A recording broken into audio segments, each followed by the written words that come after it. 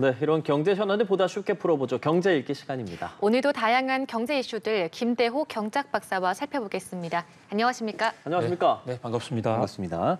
자, 오늘부터 예금자 보호 한도가 기존 5천만 원에서 1억 원까지 거의 2배로 상향이 됐습니다. 분위기가 좀 어떤가요? 예, 예금자 보호 한도가 무려 24년 만에 2배로 늘어난 큰 변화가 생겼는데요. 저도 궁금해서 오전에 금융기관도 좀 들러보고 또 여러 군데 확인도 좀 해봤습니다만은 적어도 지금 이 순간까지는 뭐 현장에서 그렇게 잘 홍보도 되어 있지 않고 커다란 뭐 변화나 특이 사항은 별로 나타나고 있지 않습니다. 현재 우리나라 은행들의 신용 상태가요, 전 세계적으로 상대적으로 굉장히 높은 편이잖아요. 그 은행에 돈 맡겨가지고 떼일 가능성이 만약에 있다면 예금자 보호 한도가 높아지면 이것을 여러 군데 좀 분산해야 되겠구나 하는 그런 필요성이 절실할 텐데 뭐 지금 현 단계에 우리나라 은행 신용은 일반 소비자들이 상당히 뭐 믿고 있는 이런 상태다. 다만 제2금융권 이를테면 뭐 상호신용은행이나 상호금융 이런 데서는 좀 은행도 1억 원 또 제2금융권도 1억 원이니까 은행에 1억 맡기고 난 다음에 그래도 남는 돈이 있다면 제2금융권으로 좀 넘어오지 않겠는가. 이게 은행이나 한 금융기관마다 1억이거든요. 그래서 그렇죠.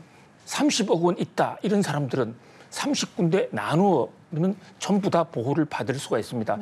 그래서 특히 그동안에 다소 사세가 약한 쪽으로 돈이 좀 넘어오지 않겠냐라는 이런 기대가 있는데 현재까지는 두드러진 변화는 나타나고 있지 않습니다. 그 방금 은행마다 1억이 보호된다라고 말씀해 주셨는데 정확하게 예금자 보호 한도에 어떤 상품들이 좀 보호가 되는 겁니까? 그렇습니다. 우리가 금융기관에 돈을 맡길 때는 크게 두 가지 목적, 그래서 두 가지 선택이 있습니다. 하나는 내가 이 돈을 은행에 모든 것을 다 맡길 테니까 은행이 약정한 이자만 주세요. 이게 보통 일반 단순 예금이라고 그럽니다. 이 예금의 경우에 각 금융기관별 1억 원, 1인당 1억 원까지 오늘부터 보호가 되는 겁니다. 그동안에 5천만 원이었거든요. 근데 이게 두 배로 늘어났습니다. 그런데 금융기관에 돈을 맡기는 또 하나의 용도는 실적 배당형이라고 그래가지고요. 은행이 알아서 좀 투자를 해주세요. 실적 나오는 대로 주식에 사든 또 부동산 펀드에 사든 그래서 이자를 약정하지 아니하고 은행의 실적에 따라서 돈을 받는 그러면 이것은 잘 운영되면 엄청난 돈을 받을 수도 있고 잘못하면 은행에서 손실을 볼 수도 있지 않습니까? 금융기관에서. 근데 그것을 미리 고객과 은행, 금융기관 간에 상호 합의를 하는 거기 때문에 이 경우에는 아무리 분산 투자를 많이 해도 이 대목에 대해서는 전혀 예금자 보호를 받을 수가 없습니다. 예금자 보호를 받을 수가 없다 이러면 일반 고객들 입장에서는 내 예금이 위험하냐 이렇게 오해할 수 있는데 그런 건 아닙니다. 그러니까 이 예금자 보호라는 것은요. 최악의 금융기관이 고객의 돈을 못 줘서 파산할 경우에도 보험기금으로 돈을 주겠다는 마지막까지 책임진다는 것이지 우리나라 지금 한국 금융 역사에서요. 건국 이후에 우리나라 1금융권이 은행 예금에 우리가 돈을 맡겼다가 그 돈을 고객한테 주지 못해서 분쟁이 일어났던 적이 단 한 번도 없습니다. 다만 이게 이제 좀 신용도가 낮은 자그마한 제2금융권, 제3금융권 중에서도 뭐 대부분은 우량하지만 그중에 한두 군데서 이런 문제를 야기했는데 그 경우에도 보장하겠다. 1억까지는. 그래서 굉장히 걱정이 많이 되거나 내일 모레 꼭 돈을 써야 되는 쓰지 않으면 부도가 난다. 이럴 경우에는 이 분산해 두는 것이 훨씬 더 현명해 보이기는 합니다. 근데 문제는요. 자, 지금 과거에 2001년도에 예금자 보호 한도를 껑충 높인 적이 있었습니다. 그때는 제2금융권으로 돈이 많이 쏠려갔어요. 그래서 이번에도 혹시 은행의 예금 돈이 저축은행이나 다른 상호금융 쪽으로 가지 않을까 그런 기대가 있는데 그때와 지금 다른 것 중에 하나가요. 2001년도는 당시에 제2금융권 예금 이자가 굉장히 높았어요. 은행은 이자가 낮고 농협, 수협, 새마을금고 등은 이자가 엄청 높았기 때문에 예. 이번 기회에 이자 높은데도 좀 갈아타자. 이런 수요가 이전 수요가 많았는데 지금은 제2금융권과 은행에 금리 격차가 거의 없어요. 옮겨봤자 이자율 차이가 별로 안 나기 때문에 뭐 굳이 옮길 필요 있을까? 이런 또 제2금융권은 지점이 하나밖에 없는 경우가 많기 때문에 찾아다니고 신용도 조사하는데 조금 여러 가지 불편이 따를 수 있기 때문에 지금 현재는 별 문제가 없는데 연말에 이제 기존 예금 중에 만기가 끝나면 다시 선택해야 될 때 그때 제2금융권의 이자율이 좀 올라가 있다면 그때는 좀 이동할 수도 있지 않겠냐 이런 생각을 해봅니다. 예, 제가 또 수치로 말씀드리자면 은행과 비은행 간의 월 평균 정기 예금의 금리 차는 약 0.21%라고 합니다. 자, 작년 금융위 보고서를 보면 이게 1억 원으로 상향이 된다면 저축은행으로 옮겨갈 가능성이 한 최대 25% 된다라는 보고서 결과도 있습니다. 금융당국에서도 일종의 TF 모니터링을 계속 강화하겠다라고 밝히는데 이렇게 그 금융권에서 쏠림 현상이 일어나면 나타나게 되는 현상은 또 어떤 게 있습니까? 네, 좀 좋은 지적을 해주셨는데요. 저 금융위 보고서가 저도 봤는데 저게 벌써 나온 지가 1년이 지났어요. 맞아요. 작년 거더라고요. 예, 그때 은행과 비은행 간의 금리 격차는 지금보다 훨씬 컸습니다. 그 전제로 상당 부분의 돈이 이동할 수 있다. 근데 앞으로도 금리 격차가 커지면 언제든지 많은 돈이 이동할 수가 있습니다. 그러나 지금은 그렇게 크게 어떤 변동성이 높을 것 같지는 않은데요. 문제는 이제 제2금융권으로 돈이 넘어갔을 때 지금 우리나라 제2금융권 은행 거기에 들어가 있는 상호 신용은행이라든지 또 상호 금융, 새마을 금고 이런 데서요. 대부분은 우량합니다만 그중에 몇 군데가 PF 대출 부동산, PF 대출 등에 사실 연루가 돼서 적자인 곳들이 좀 있습니다.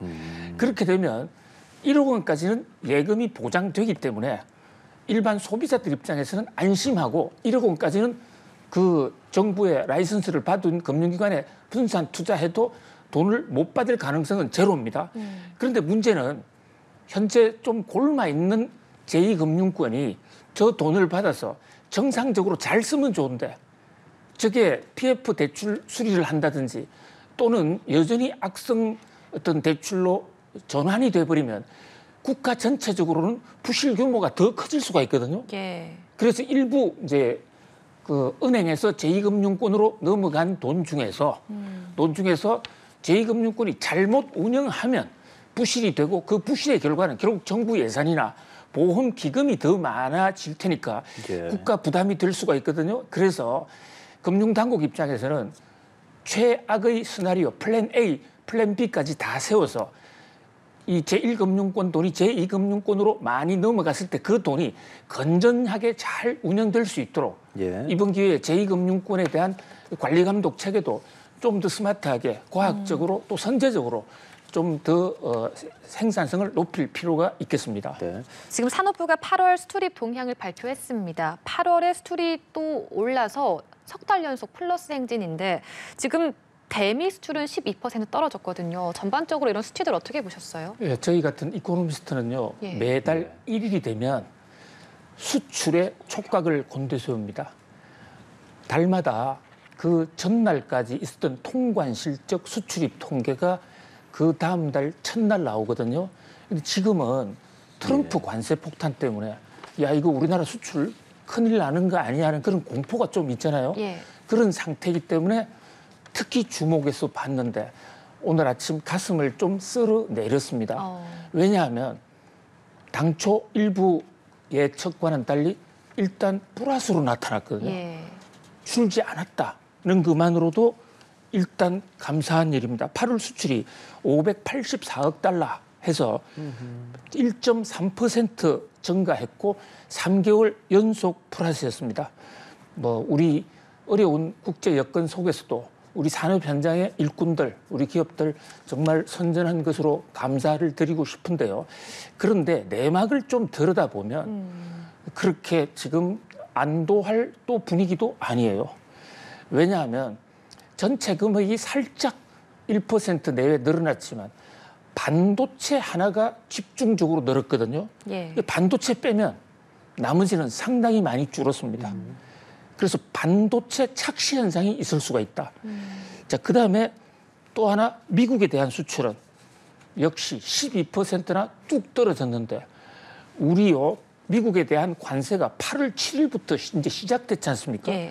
본격적으로 9월, 10월 점점 늘어날 텐데 예. 이런 속도로라면 올 연말에는 20% 이상 감소하지 않겠는가? 일단 경고 등 좀 예의주시해 볼 필요도 있다고 하겠습니다. 이제 미국의 관세 여파가 대중 수출에도 영향을 좀 끼쳤다고 보십니까? 2.9% 하락했더라고요. 그렇습니다. 예.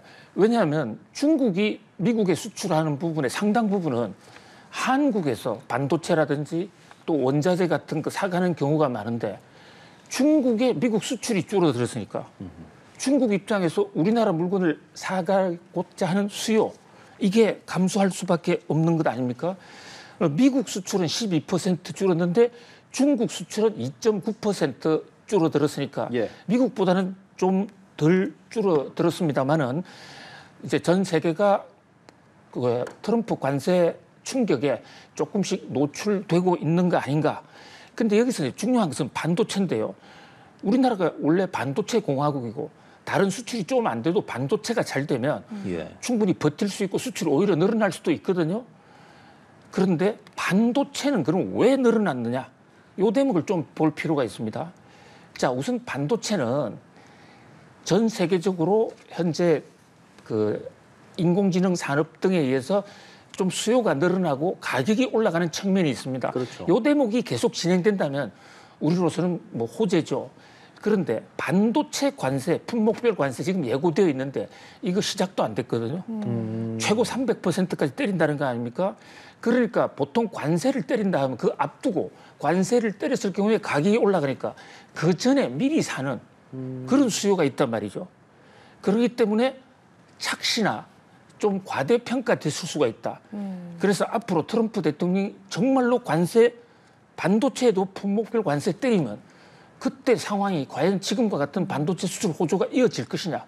그 대목에 대해서는 누구도 지금 장담하지 못한다는 점에서 이 대목 좀 예의주시해야 할 것으로 보여집니다. 네, 그러니까 반도체 품목별 관세가 적용되면 타격이 불가피하다라고 말씀해 주셨는데 그런데 미국이 내년부터 삼성전자와 SK하이닉스가 중국 내 공장에 미국산 반도체 장비를 공급할 경우에는 건별로 허가를 받아야 된다. 이렇게 말을 했는데 이게 도대체 어떤 내용이고 그리고 수출에 타격을 입지 않을까 이런 우려도 있습니다. 안타까운 현실입니다. 예. 고래 싸움에 새우가 등이 터지는, 아이고. 뭐 등만 터지느라 얼굴도 지금 터지는 그런 형국인데요. 우리나라 반도체 산업의 그동안의 이 전략이 가격이 싼 중국에서 생산 기지를 많이 늘려서 거기서 집중 생산을 해서 중국에도 팔고 전 세계 수출하는데 반도체 설계라든지 반도체 장비 기술은 미국이 앞서 있기 때문에 기계는 미국서 들여다 그 기계를 중국에 가져가서 생산을 한단 말이죠. 그런데 미국서 트럼프 대통령이 갑자기 한국의 SK하이닉스와 삼성전자 두 회사만을 딱 적시해서 예. 이 회사에 대해서는 앞으로 중국에 반도체 장비 수출할 때 끈끈이 미국 정부 허락을 다 받아라. 예. 허락 받아라라는 얘기는 허락 안 해줄 수도 있다는 얘기거든요. 예. 요게 바이든 정부 때도 한번 문제가 돼서 전 세계가 미국에 대해서 항의를 했고 그때 대만과 우리가 공조를 해서 한국과 대만은 동맹국이니까 포괄적으로 일단 들어가게 하는 포괄 허가제를 시행했습니다. 그래서 문제가 해결됐던 거예요. 그런데 내년 1월 달부터 대만은 그대로 포괄 허가 해주는데 한국은 이제 허가 안 해주겠어. 와서 검사받아.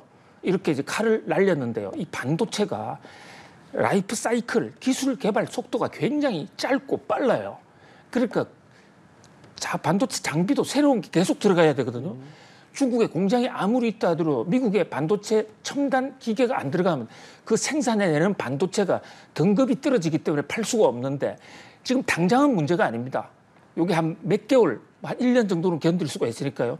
근데 트럼프 대통령 내년 1월 달부터 한국의 삼성전자와 SK하이닉스는 안 돼.